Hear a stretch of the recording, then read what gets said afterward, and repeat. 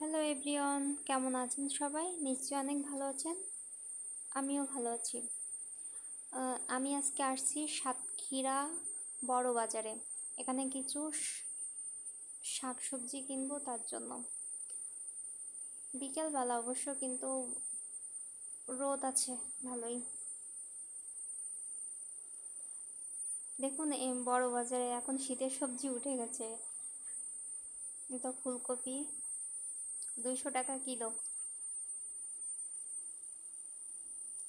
এখানে অবশ্য অনেক ফ্রেশ ফ্রেশ তরকারি পাওয়া যায়।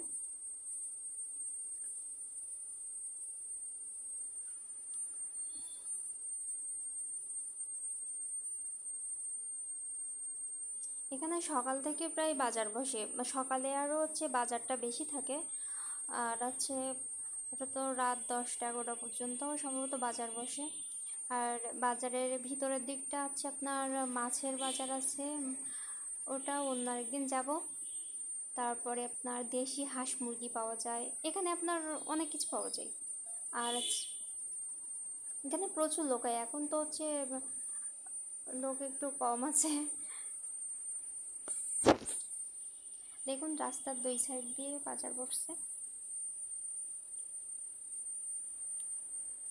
এই এখনকার সময় সব স্টুডেন্টরাই আসে বাজার করতে।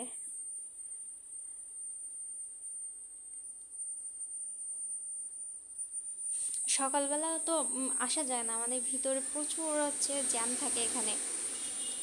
এই জন্য একটু বিকেল এরপরে আবার আসলে আবার বাজারের ভিতরে ঢোকা যাবে না, এত পরিমাণ মানে ভিড় থাকবে।